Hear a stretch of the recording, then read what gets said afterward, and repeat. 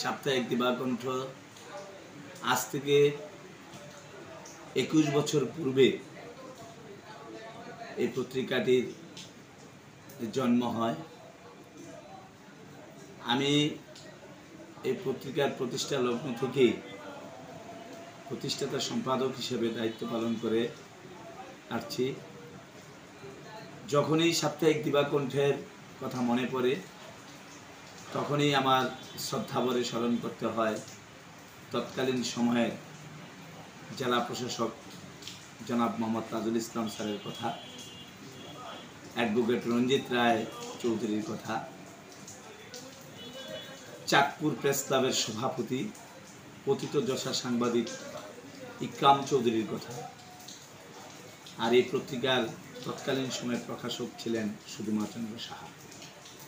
2005 সালে 10ই জুলাই এই পত্রিকাটির জন্ম লাভ করে।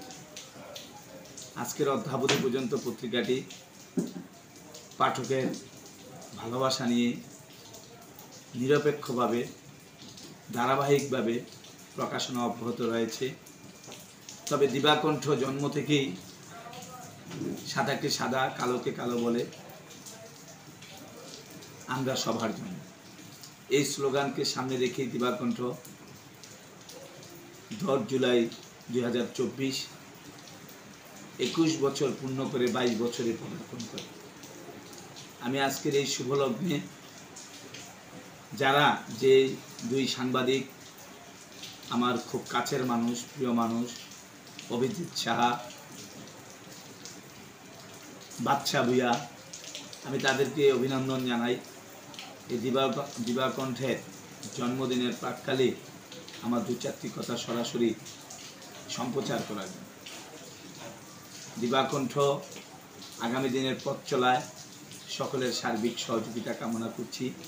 পাশাপাশি আগামীকাল 10 জুলাই বুধবার সকাল 10টায় পত্রিকা অফিসে কেক কাটা, আলোচনা সভা, প্রতিনিধিদের সম্মেলন অনুষ্ঠিত হবে।